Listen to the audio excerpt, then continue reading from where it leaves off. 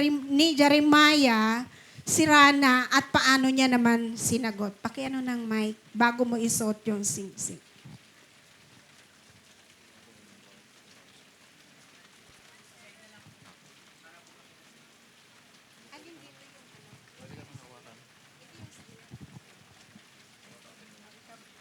Basahin mo. Dear Anna, I know you already heard this story, but let me put this here. Before I even met you, I already knew your name. 2016, nag-post na school natin ng room assignment. And nakita ko pangalan mo. It was unique, like you. And na-curious ako, sino to? Rana Dalandan, pa-name mo nun. Sabi ko, ganda nito ah. So, school started na abangan na kita makita. At kahit na confident ako sa tennis ko or sa pageants na sinalihan ko, hindi pa rin ako nagpakilala sa'yo. Or nag-make ng move. Dahil first week pa lang ng class, puro pakilala or games.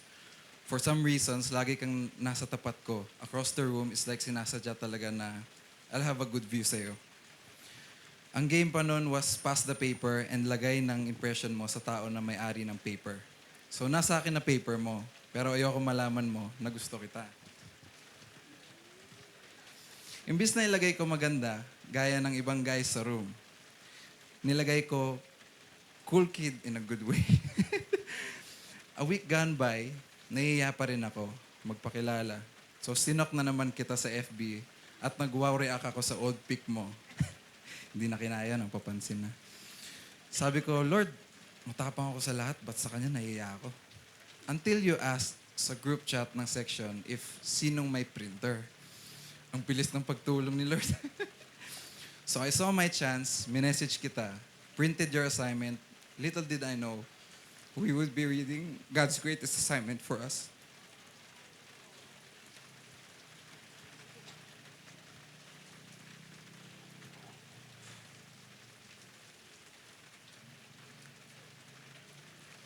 So, growing up, my parents always taught me,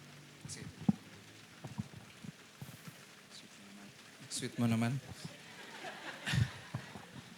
So, growing up, my parents always taught me to be ready. Na lahat ng kailangan ko, or things I might need, mapatenis or pang daily, dapat all set. And somehow, di ko namalayan, nadala ko sa relasyon natin. Every time na may kailangan ka na wala ako today, bukas meron na agad ako. Mapapin, band-aid, jacket, water, o payong. I made sure na meron ako the next day and every day. Because loving you made me want to be more thoughtful, more prepared, more capable of giving you the care and comfort your perfect heart needs. You are the most supportive person I know. You cheer me on without needing any spotlight. I've seen what selflessness looks like, what grace feels like, and what home truly is. Today, I vow to keep showing up for you, not just with the right tools or the right words, but with the right heart. I vow to protect the peace we've built to match your loyalty with my own, and to never take for granted the gift of being yours. I vow to always shave. Wait lang, di pa ako tapos, Daddy. Daddy, chill. Because I know how sensitive your skin is. Dito sa taas, Dito sa taas. Shave dito sa taas. So how this beard can prick you and leave a pimple the next day. I want to be able to hug you tight, kiss you close, and hold you the way I always want to, with nothing getting in the way of loving you fully. I vow to always do my best to provide what you need, what our future family needs, to protect your heart like it's my own, and to be the partner you deserve through every chapter of our story. I vow to always make you laugh and smile, to hold you when you feel unsure, and to stand beside you no matter what life throws at us. I'll be your rock, your home, your forever. I will be your teammate for life, your safe place, and to be the best husband to you and best father I can be to our future children. And just like I once carried everything I needed in my bag, I now carry all I need in my heart with you. Yeah po. Thank you.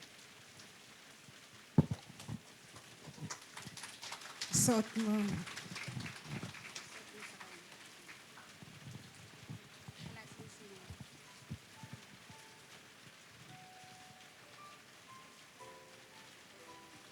Ikaw, Rana.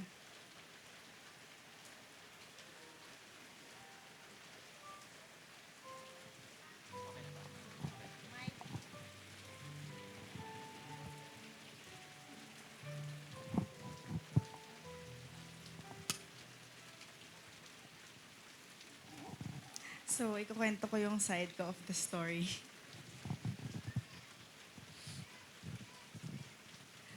Bob, looking back on how we met, I still couldn't believe that needing to print a homework would lead me to the love of my life.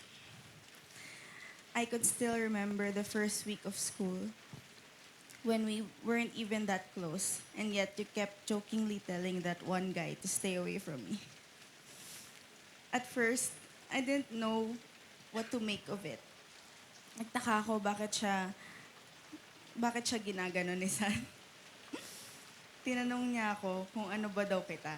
Sabi ko, baka nantitrip lang yan. Yun pala, you were already looking out for me in your own funny, slightly possessive way. So our love story began dahil sa printer.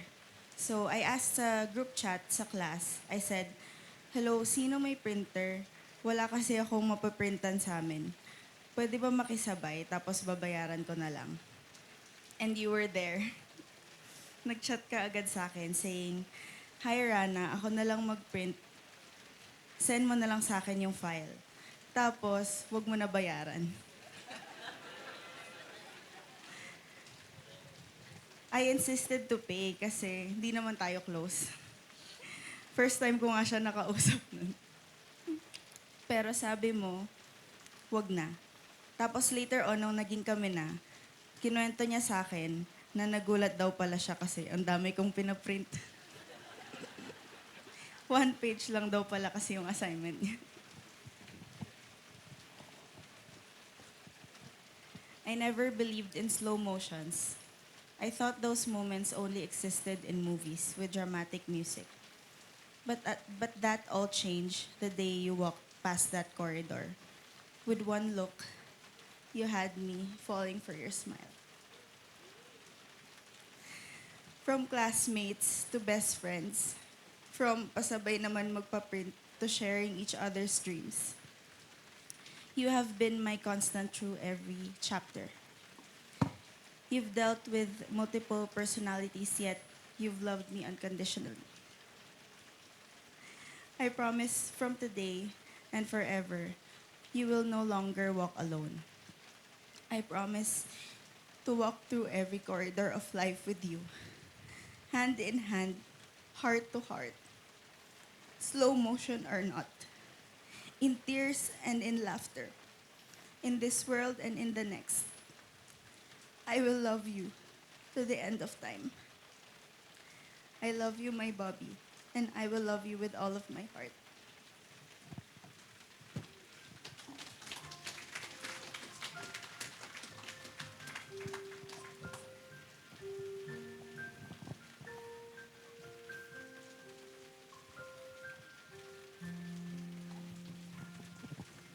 Thank you. So, pwede pong yung candle po kanina, yung nagsindi, pwedeng pakisindihan po uli. Almost we are in the last part. Sino po yung candle sponsor kanina?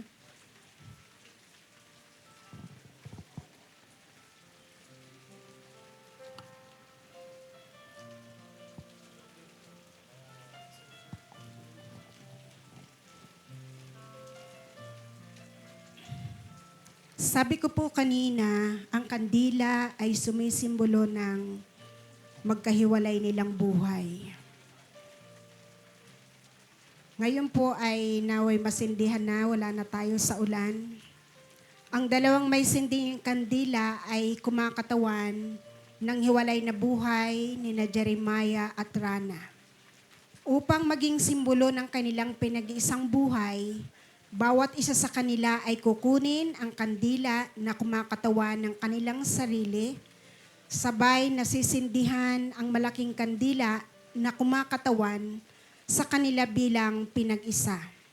At pagkatapos ay sabay nilang hihipan ang kanilang kandila na nangangahulugan na iiwan na nila ang kanilang buhay, binata at dalaga at sila'y magsasama bilang mag-asawa. At sa ganitong pagkakataon ay magiging ilaw sila ng mundo, yung mabuting halimbawa ng kanilang pagsasama bilang mag-asawa ay isang mabuting patutuo sa pamamagitan ng isang masaya at pinagsamang buhay. Pumunta kayo sa kandila, pakisindihan nyo yung malaking candle. Huwag nyo pong sisindihan yan, sila ang magsisindi po. Lapit kayo sa kandila. Sisindihan.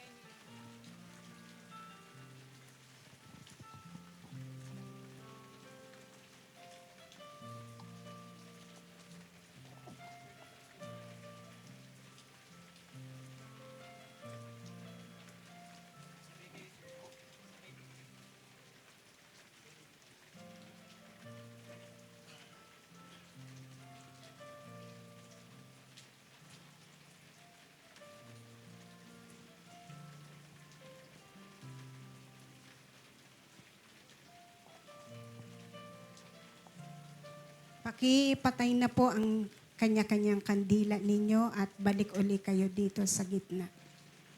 So iyan po ay simbolo na hindi na sila magkaiba, sila ay iisa na.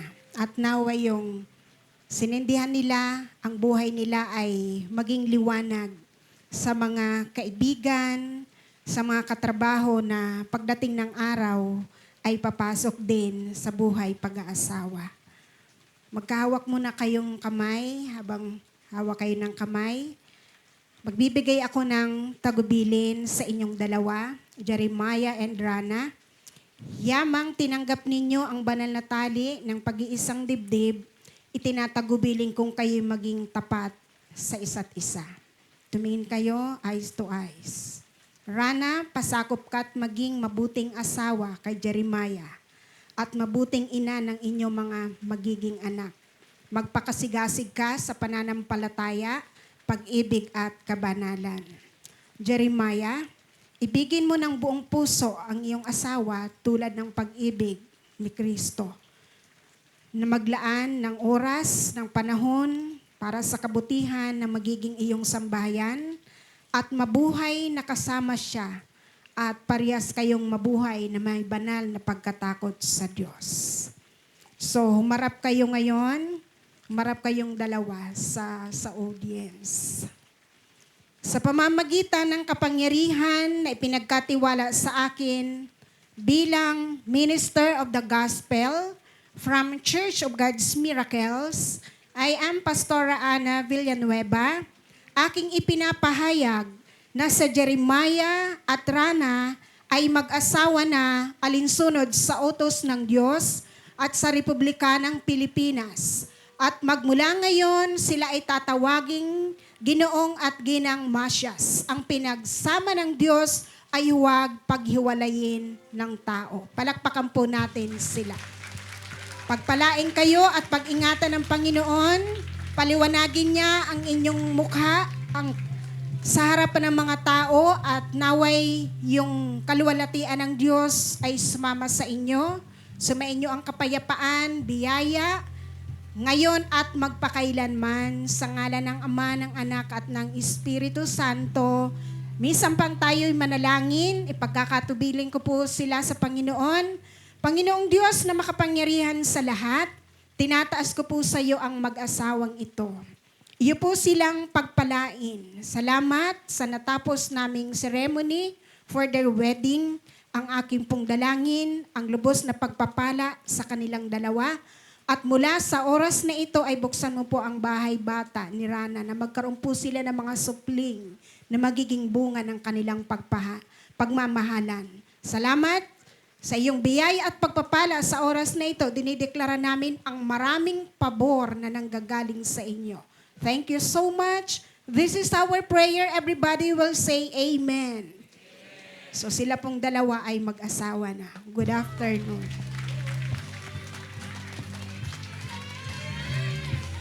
Oh, you may now kiss the bride.